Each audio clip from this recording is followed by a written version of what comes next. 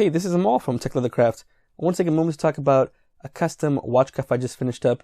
This is for the Zenith El Primero, and this is with a Stingray cuff. If you are interested, I can always get exotic skins, custom skins, depending on what they are. Some of them are a little bit harder to work with. I'll talk about that in a little bit. This is a black Stingray the client had wanted. It has this kind of texturing to it, really cool pattern texture.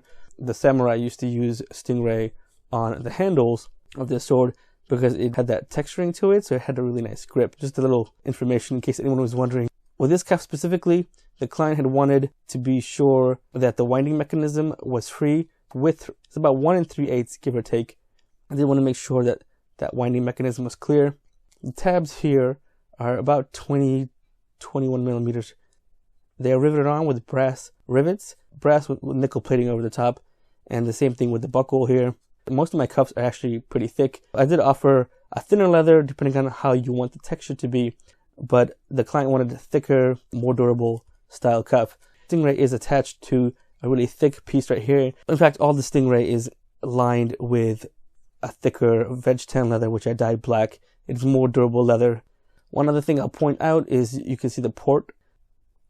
Now, if you have a watch that has a see-through back or port opening, I can always do this. Now, it will depend a little bit on the width of the cuff. So if it was any smaller, this hole would have to be smaller also, because you want to keep the integrity of the leather. So you can see right here, there's about 1/2 inch still on the edges.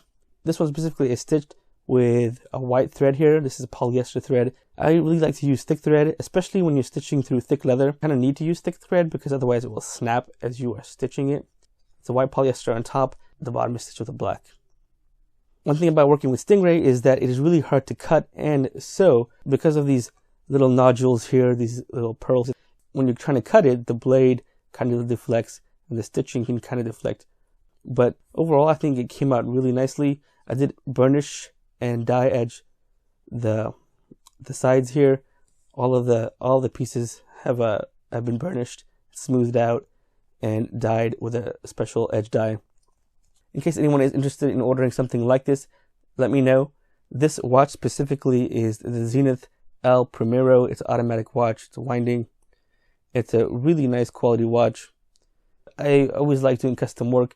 If someone is looking for an exotic skin like a Stingray or a snake or something like that, be sure to let me know. You can contact me at TechLeatherCraft.com. The contact information is there. You can also shoot me an email. It's techleathercraft@gmail.com. I do currently have a sale on my cord holders going on. If you are interested, you can go check that out at TechLeatherCraft.com. I'm offering a 3-pack of cord holders for $15. So it's a really good deal. They're on sale right now. Thanks for watching. Stay tuned.